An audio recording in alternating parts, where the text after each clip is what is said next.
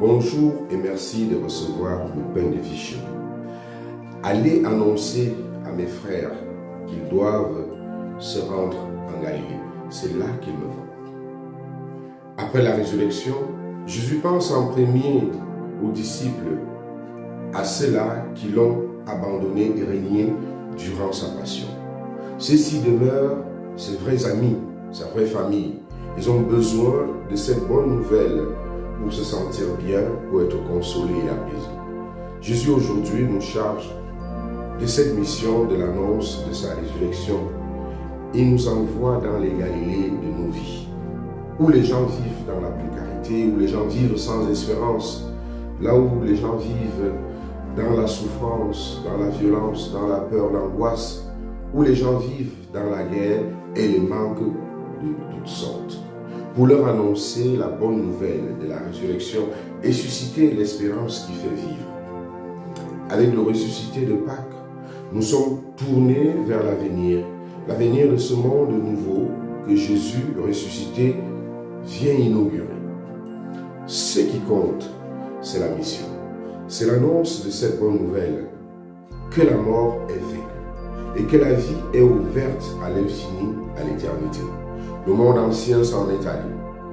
Un monde nouveau est déjà né. La mort du Christ n'est pas la fin de l'histoire, mais le début d'une histoire. C'est de l'espérance de la vie éternelle.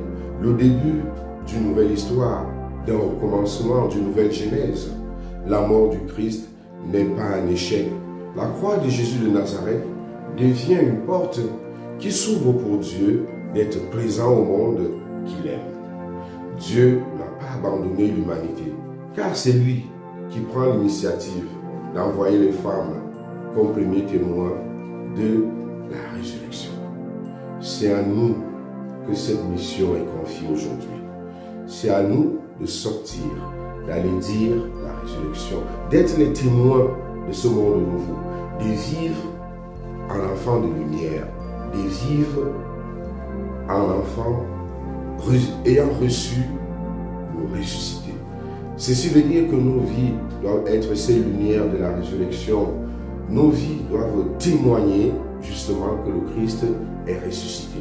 C'est par ce que nous dirons et ce que nous ferons que le Christ ressuscité va resplendir dans la vie de notre monde aujourd'hui. Tournons-nous vers le ressuscité et demandons-lui la grâce de devenir ces personnes eucharistiées qui transforment le monde à travers ce qu'ils disent, à travers ce qu'ils font, afin que la résurrection du Christ soit effective. Bonne journée.